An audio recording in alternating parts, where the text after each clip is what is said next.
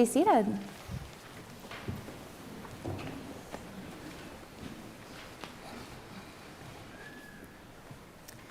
Today's story comes to us from Matthew chapter 2.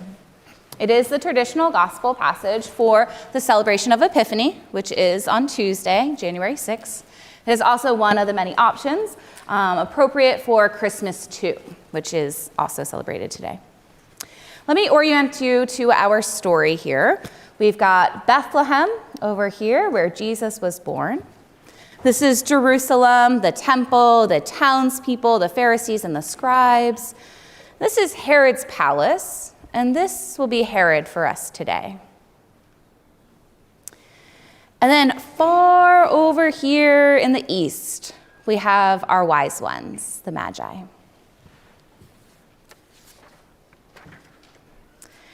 In the time of King Herod, after Jesus was born, put him in our little manger. After Jesus was born in Bethlehem of Judea, the Magi, the wise ones from the east, came to Jerusalem, asking where the child was to be born. They asked, Where is this child who has been born King of the Jews? For we observed its star at its rising. We've come to pay him homage. When King Herod heard this, he was frightened, and all of Jerusalem with him. Herod called the chief priests and the scribes together to inquire when the star had arisen and where the Messiah was to be born. They told him, in Bethlehem of Judea, for so it has been written by the prophet, and you, Bethlehem, land of Judah, are by no means least among these, for from you shall come a ruler who is to shepherd my people Israel.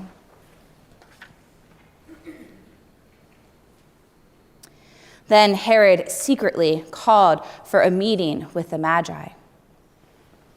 He learned the exact time that the star had appeared, and he sent them to Bethlehem, saying, Go, search diligently for the child, and when you find him, bring me word so that I may also go and pay him homage. When they had heard the king, they set out, and there ahead of them went a star, leading the way to find this child, until the star stopped over the place where the Messiah was born. When they saw that the star had stopped, they were overwhelmed with joy. Upon entering the house, they saw the child with his mother, Mary, and Joseph. They knelt down and paid him homage. Opening their treasure chests, they offered him gifts of gold, frankincense, and myrrh. Having been warned in a dream not to return to Herod, they left for their own country by another way.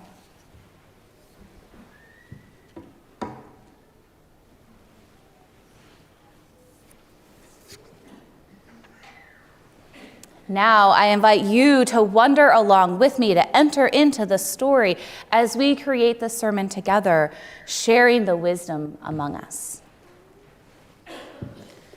First, for the youngins, I have two, well, for all ages, but y'all will see it first.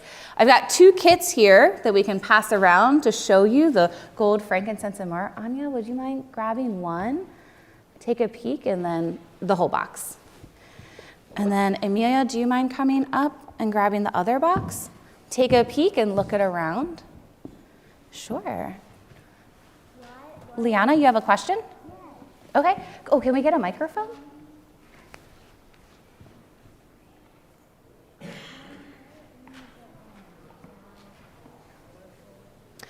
Oh, she asked, why are only the Magi colorful? because I took these things from our godly play sets, and this Magi comes from a special borrowing offering from Martha Furness, from her amazing collection. And if you go into the library after the service, you can see all sorts of nativity scenes and Magi from all around the world. So a little plug for that after the service. Thank you, Martha, for letting me borrow these. And it's easier for me to move 3 people and 3 camels or horses in one piece all together than 6 during the story. So really works out great. Helen. That is great. That is one of the questions that I was going to ask you all. I wonder, why did the Magi bring these gifts of gold, frankincense, and myrrh? You think you know? Liana, chime on in. Look, there's a microphone right there. And then, yeah, go ahead. Because, like, the baby, like, it was, kind of, like, they kind of knew that was, like, a king, and all of these kind of represent royal. So maybe that's why. I love that. Thank you, Liana. Absolutely. Especially the gold. It definitely represents that royalty. Arden, did you have a thought that you wanted to share? Okay. How about others, even adults? It's good to start with the kids to get them engaged, but others, yeah. Oh, Rob, over here. Or Cara, Mother Cara, maybe. You might be a little closer. Thank you, Claire. Well, to everyone paying attention, we got a hint in our Isaiah reading, at least for gold and frankincense, which is prophesied. But I think myrrh is maybe a little more mysterious. Can you pass it to other people around you, behind you? Absolutely. The myrrh feels a little bit more mysterious. Others want to chime in? Wisdom in the room. There's so many different takes on the meaning behind the gifts.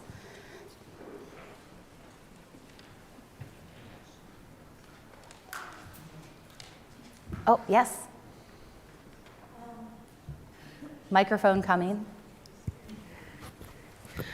Well, incense has always been an offering to the gods, or to God, depending on your religion. Even in the temple, they offered incense up to God. And myrrh was one of the ointments with which they embalmed, or the bodies of, not really embalmed, but prepared the bodies of the dead for burial. Yes, that's beautiful. So what I hear you saying is kind of a nod to Jesus' identity, right? As that offering up to God, but then also the preparation for burial. Helen, what do you think about those answers? Yeah, maybe. Or maybe it was just the things that they had from their areas that was an appropriate gift to give to another king, right? You have so many options. But those are kind of the leading, the forethought. I wonder, what was your favorite part of this story? Anyone? Favorite part of this story? In the back, Lissa. I was actually looking back at, because of the hint about the hymns. If you talk into the microphone, we can hear you. Sorry. I was actually going back to the previous question, and in the first hymn that we sang, in the 3rd verse, is gold the King of Kings proclaimeth, myrrh his sepulchre foreshadows. And so that is that part. It doesn't say anything about frankincense. So there we go. That's great. Thank you. James. I liked that the Magi thought that Herod was a little sus, and they didn't want to go back to him, so they just circumvented him and went home a different way. Absolutely. Super sus. Others? Favorite? I liked it too. I liked it also that they couldn't trick the Magi. Yeah, the Magi weren't tricked. Nice. God came to them in a dream, right? We have dreamers and mystics even in our community today, where the Spirit speaks through dreams. Not everyone, but some have that gift. Others? Oh, yeah. Catherine? I think the thing that I find most amazing about this story is how the Magi managed to make it to the manger. Like, I can barely get somewhere with the GPS, right? But like, you know, like they managed to, without a map, without anything, like with their faith and with the star, make it to this special place and know how to get home too. Right. And I just find that like a really powerful act of faith. Yes. I hear you. For me, the thing that captured me today, having heard this story many times, was the star, the ongoing emphasis on light. Yes. The importance of that star and light guiding them. Others? Favorite part? Oh, up front? Oh, and then Arden too. How about mom and daughter? Come here, sweetie. So I think the thing that I was struck by hearing it today was the fear that King Herod had and that all of Jerusalem had. You know, we think about it as, at least I do, it's joyful at Christmas, it's happy. Thank you for your help, sweetie. Okay, thank you. And so I think that the fear portion of it was really something that, you know, stuck out to me as like the power of this baby, that, you know, that even as a vulnerable infant, that he could inspire fear in an entire community. Right, that threatening. Yeah, absolutely. Go ahead, sweet Arden. Did you have a favorite part? Yeah. What was it? The store guided the wise men to the Jesus. Yes, that the wise men came to visit Jesus. Thank you. You know, and Amy, like along with that fear, you know, that continues that thread in the story as the story unfolds in Matthew's gospel, right?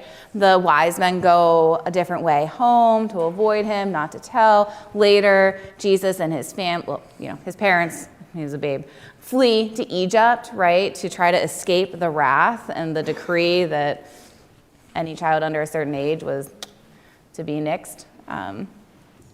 Yes. I'm really captivated by the wise men and their, unusual sort of foreign names coming into the story, and the way it sort of foreshadows that this message is for the entire world. That's awesome. I love how, I guess Mother Cart was here from the 8 o'clock. Y'all are just hitting the wondering questions that I had, of wondering why is it that in Matthew's version, the first people to go visit Jesus are magi. They're outsiders from far east, right? We're so familiar with the Christmas story from Luke chapter 2, where it's the shepherds who come first. But in this context, we're in Matthew, and in Matthew, it's the magi who come first. And the obvious answer is just what you said, that this message is for everyone. Matthew's gospel serves as that bridge from the Hebrew text to the Christian text, the Old Testament to the New Testament. And now this message is for everyone. That's powerful. That's huge. All right, let's see. I wonder if there's an experience you can share, kind of riffing off of what Catherine was sharing, in a time when you arrived someplace you were trying to go and realized that was not actually where you meant to be. So like the Magi came and they came to Jerusalem first and foremost, right? That makes sense. This was probably like the hub.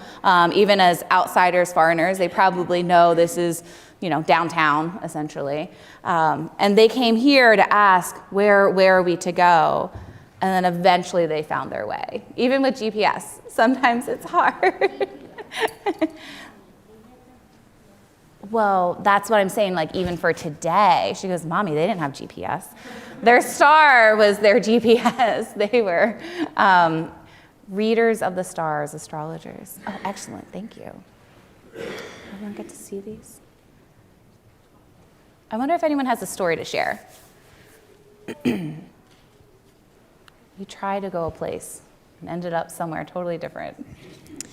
So I remember in 2008, I was studying abroad, and I was studying abroad in Vienna, and I had a friend in London and booked a Ryanair plane ticket and thought I was arriving in London, but Ryanair lands in Stansted, which is outside of London. It's a totally different experience. Arrived at like 1 a.m. and, took the bus in, my phone promptly died, and, arrived in downtown London with no way to contact anyone. And I didn't even have the address of my friend or her phone number. And there were so many God moments that had to come together simultaneously for me to actually arrive at my friend's door at 4 a.m. And all of them I recognize as true miracles. Miracles along the way. When we're lost, we can even discover God. That's beautiful. Thank you. Anyone else a story to share? Yes, Sandy.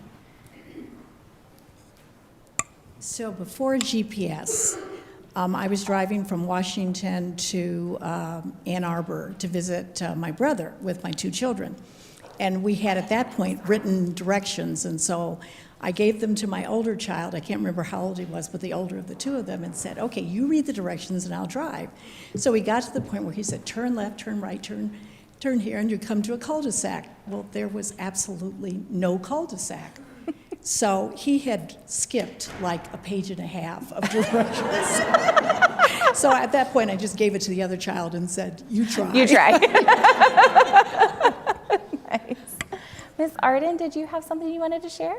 Yeah. Okay. Oh, wait, hold on. Claire's going to give you a microphone.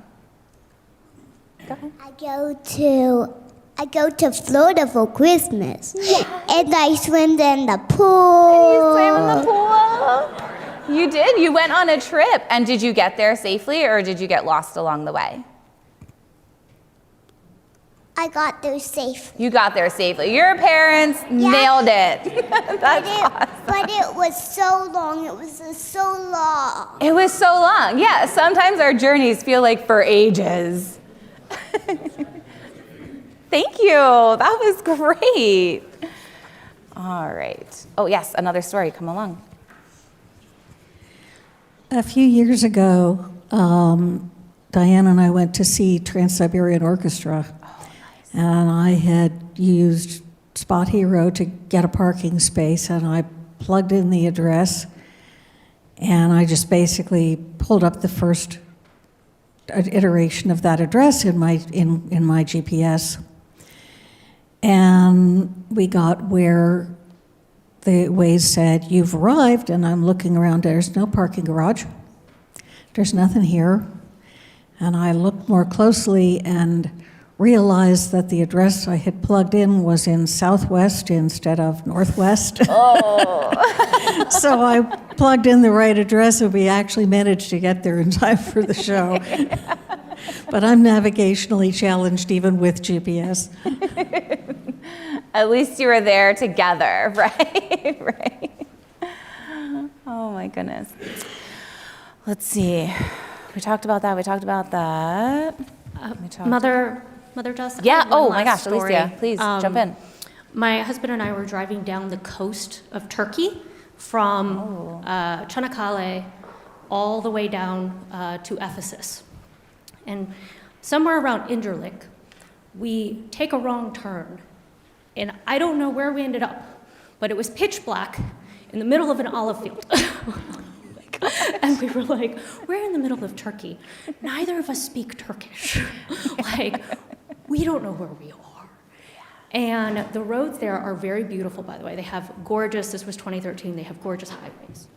We managed to make our way back from this olive field, or olive grove, to the highway, and we somehow, by the miracle of God, get to Ephesus. And it was one of those 2, 3 in the morning stories, and find this one place that has a room. Yeah. And it was one of the sketchiest places. And my husband's a veteran, has lived in many places, and slept in many strange places. And he told me, he was like, I did not sleep that night, Alicia. He was like, I didn't know where we were. I didn't know what was going on. And he was like, I don't even think that door locked. I, on the other hand, slept like a baby. So our journeys, we can have different experiences on our journeys and our adventures. That's awesome. Thank you. So I wonder what it meant to the Jews at the time that the Christ was to be born in Bethlehem. Bethlehem, you might know, the word translated means house of bread. I wonder why that was the place foretold. Jesus was born in Bethlehem, the house of bread. Yeah, Nancy. He is the bread of life. Yeah, bread of life. Some foretelling of his function. Yeah, feeding. Yes, Robin? I liked the sort of anticipation of that one. The reason that is usually cited is, of course, that it's the hometown of David. Mm-hmm. Yes, right. Right. That's what we hear in Luke. Absolutely. Well, I wonder where the good news is for you in today's story. What jumped out at you? What might stick with you or puzzles you? Where's the good news for you in today's story? Liana, up front. Claire's going to give you the mic. That the Magi didn't go back to tell King Herod. Yeah. Because in the pageant, King Herod only had one speaking part, and the Magi didn't go back because I was one of the Magi's, and the Magi didn't go back there. They just went a different way home. That's right. The Magi went a different way home. They did not go back to Herod. Yes, Jim.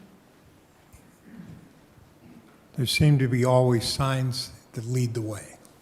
Yeah, these signs lead the way. I wonder what your sign is to lead the way in this next season. Maybe it's that star word. Maybe it's something else.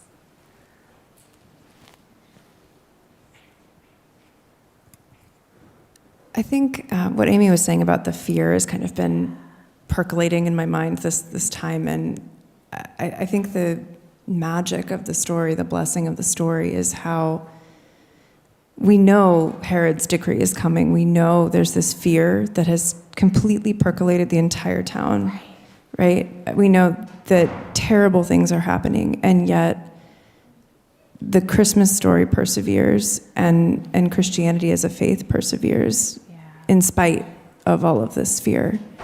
And I think that, especially in today's time with what we're going through, is a lot of hope to hold on to. Beautifully said. Beautifully said. Hope perseveres. We've got Lynn over here.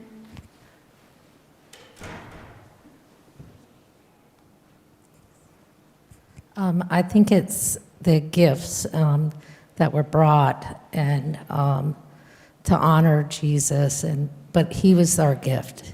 He was the greatest gift. Yeah, Jesus as that greatest gift. And then Claire, I think back over here, up front.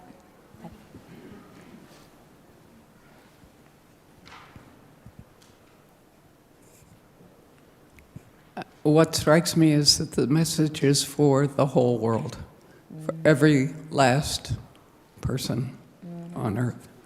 Yeah. The message is for everyone. Absolutely. Well, folks, thank you for wondering and sharing your wisdom with me today. Continue to wonder and explore scripture and stories and your own questions and sharing, for indeed God is found in all of these. At this time, I invite you, or feel free to stay where you are or find a more comfortable spot.